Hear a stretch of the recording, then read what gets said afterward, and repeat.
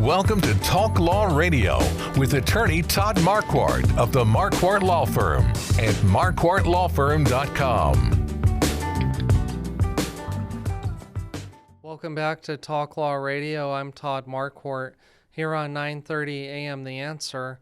You can also listen on podcasts, on Facebook Live, on YouTube, and on talklawradio.com. Do me a favor and go to YouTube and find the Talk Law Radio channel and click the subscribe button. Then look for a little bell and click that. That way you'll be notified every time a new video is posted. And the great thing about YouTube is that this show is broken up into 4 segments, and you can watch each segment a little bit at a time instead of all at once. So today we're talking about Christmas and the law, and what's interesting to me during the holiday season is that the law still continues. We started with one rule in the Garden of Eden when God said, don't eat of the fruit of that tree, and then we had 10 commandments with Moses, and now we have a municipal city hall, state legislature, and national Congress that don't stop making laws. They go every year to make more and more laws, and so even Christmas is affected. We just got through talking about a Supreme Court case in which the court held that it did not violate the First Amendment Establishment Clause for city government to have a nativity scene in front of the government building during the holiday season. If you're just now joining us, you might be interested to learn about a new segment we're putting together called Sinners and Saints. I believe, just like Martin Luther did, that in each one of us is a sinner and a saint that we can't get away from. Adam made us sinners when he ate of the fruit of that tree, and what that reminds me of is I wanted to ask, think about what Adam might have said on the day before Christmas to his wife. You got it, he said. Merry Christmas, Eve. Okay. Okay, here we go. I wanted to go back to the Sinner and Saint segment. I let you know who the sinner was in that segment, but I also wanted to talk about the saints. And I was looking for somebody that may have contributed to charity, and I learned that the most generous states and cities in America, based on the number of donations per capita on GoFundMe, were Marietta, Georgia, Spring, Texas, Silver Springs, Maryland, Sarasota, Florida, Bradenton, Florida, and Olympia, Washington. So congratulations to the people in those cities who give during the holiday season.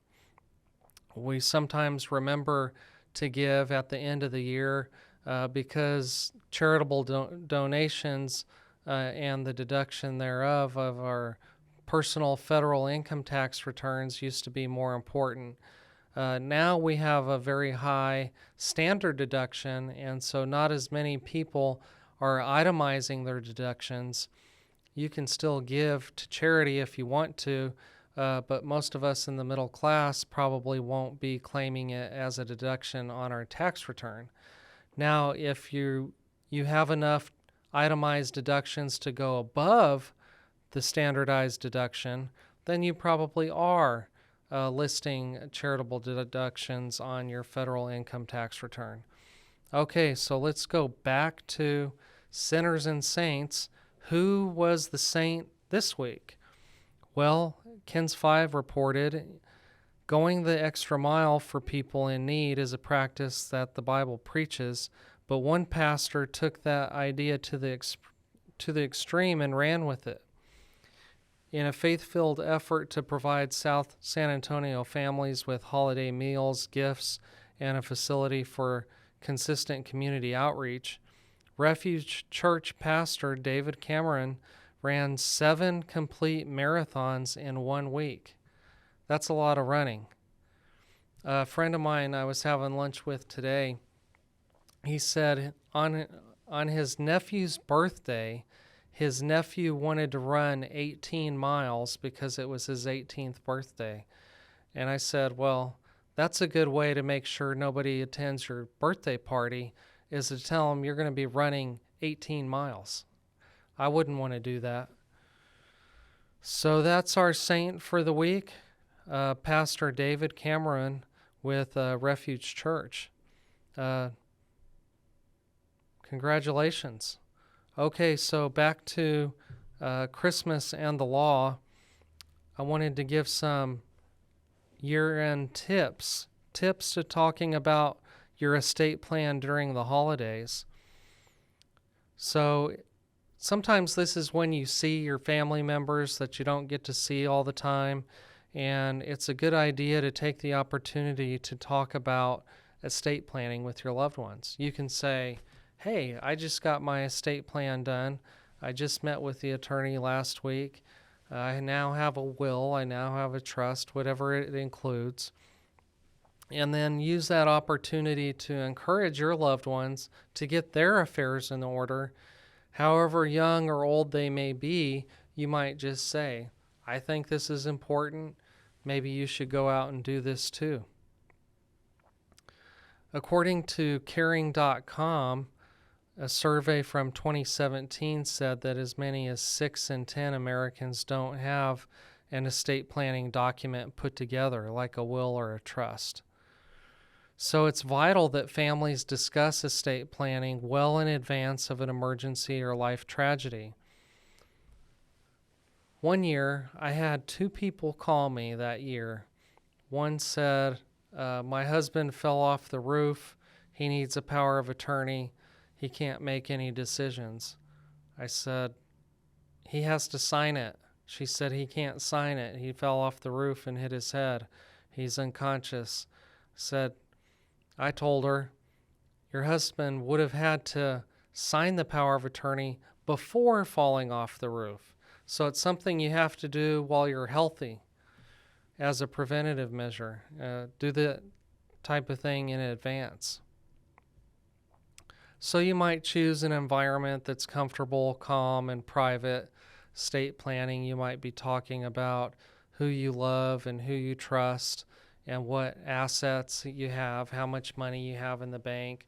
All of those things are very sensitive subjects. Some people don't like to talk about who they trust, or they don't want to say who they love, or they certainly don't want to tell you how much money they have in the bank.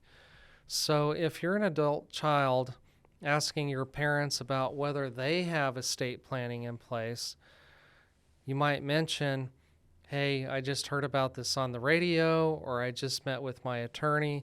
I'm just wondering if you've done something. You don't have to tell me who gets what.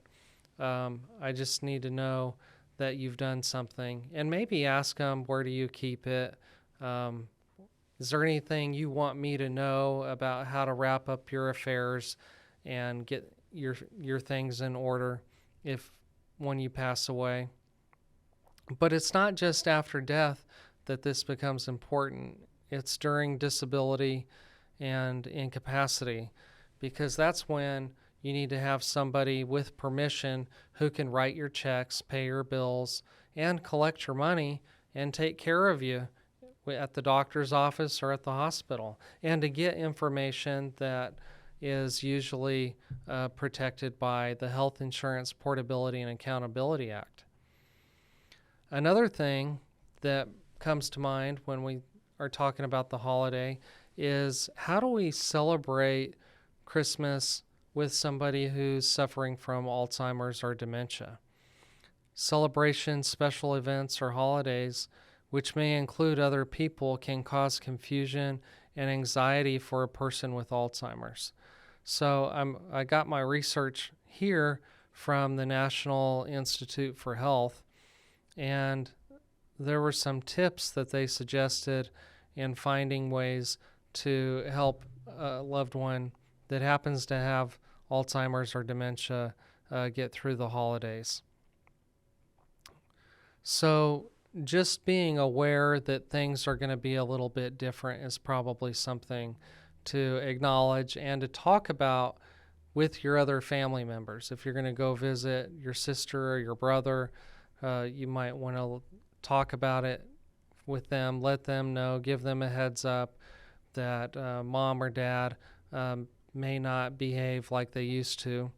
And it's a good thing for them to talk to their kids about, your nieces and nephews, no matter how young or old they may be, just letting them know that grandma or grandpa might seem a little bit different so that they're not surprised. Some other things you can do is choosing decorations that aren't really over the top, just some simple things that may not overwhelm the person with Alzheimer's or dementia. You might prepare some quiet distractions to break up the party so that there's not so much stimulation going on all at the same time. Maybe after dinner you can take a walk, even a short walk, just to get away from the noise and the hustle and bustle. Stay away from noise, loud conversations, loud music, lighting that is too bright or too dark, and having too much rich food or drink, especially alcohol. So just some good tips on how to care for your loved ones during holiday parties. You want to be super aware that maybe they're lost. Maybe they don't know where they are. You don't want them just to walk out the front door. And you probably need to be ready to leave if things get a little too chaotic. So during the fourth segment, we always talk about legacy. You know what that means. And now, it's time for the Talk Law Radio Legacy Spotlight. What's your legacy? Sponsored by Marquardt Law Firm. So I'm remembering my mom. I told you about that a couple of times today. She passed away last year during the Christmas season. It was not easy. But I was with her on Christmas Eve and Christmas Day, and I miss her. And you might be missing someone too, someone special that you love in your life, either because of estrangement or because they passed away. And if that's the case, I pray for you, and I hope you pray for me, that God will grant us some comfort, some measure of joy this season, even as we mourn the loss of a loved one. Now, what I remember about Mom is that she always put the Christmas tree up the day after Thanksgiving, and we always took it down the day after Christmas. And it was a special time. It was like a ceremony decorating the Christmas tree. We always used Hallmark ornaments because her mom, my mama, was the manager there at one time. So I have to sign off today, and I'll talk to you later. This has been Talk Law Radio with attorney Todd Marquardt, brought to you by the Marquardt Law Firm. You can learn more at marquardtlawfirm.com. And be sure to listen to the full Talk Law Radio show Saturday mornings at 11 on 9:30 a.m. The Answer. Each week, attorney Todd Marquardt talks about the law. His mission with the Talk Law Radio show and podcast is to help you discover your legal issue blind spots. In the beginning, God had one law. Don't eat from the fruit of that tree. Then came the 10 Commandments. Now we have federal, state, and municipal lawmakers that won't stop creating new laws. Laws that might impact you without you knowing it. Listen to the show and drop a line on Facebook or email host@talklawradio.com and let the host know what you think of the show, the topics you want to hear, and whether you want to be a guest.